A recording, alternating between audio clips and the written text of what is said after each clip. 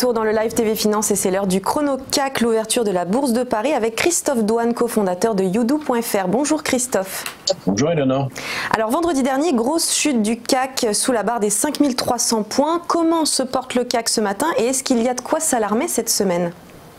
Alors, il y a quand même des signes inquiétants, au moins en tout cas à court terme. Pourquoi ? Parce que on était d'un point de vue technique, je vais vous parler, on était dans un canal baissier et j'avais parlé de la zone des 5390 qui était le haut d'un canal en place depuis bientôt un an.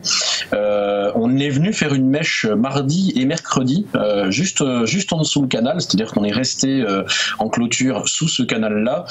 On a tenté un recontact à nouveau jeudi et c'est vrai que vendredi ça s'est écroulé et on a cassé un canal haussier en place depuis les 4590, depuis le retour du début de l'année du CAC qui est parti en fanfare depuis le début de l'année en ligne droite, et on a cassé ce canal haussier vendredi avec un avalement baissier, donc c'est quand même un élément technique important, avec une zone de 5310 comme étant, j'ai envie de dire, une zone à retrouver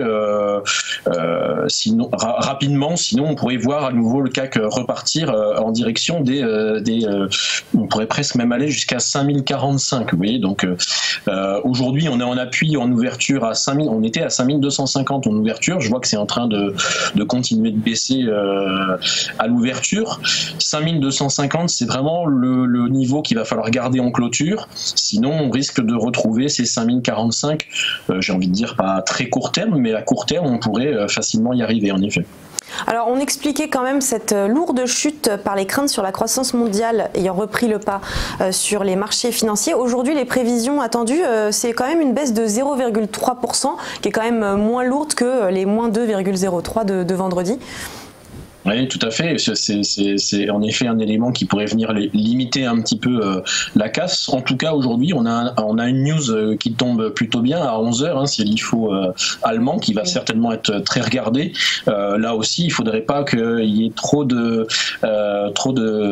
dissonance avec ce chiffre-là aussi, peut-être parce que on sent bien que les opérateurs sont un petit peu tendus à cet endroit-là. Donc on pourrait, si c'est positif, facilement revoir le CAC retoucher les 5310, mais si c'est négatif, on pourrait passer sous les 5250 en clôture, et là je vous dis, la donne sera complètement différente, en tout cas pour la semaine. En tout cas, l'élément important et pour la fin de la semaine à conserver, c'est vraiment une clôture de la semaine au-dessus des 5250, sinon on pourrait vraiment baisser vers les 5045.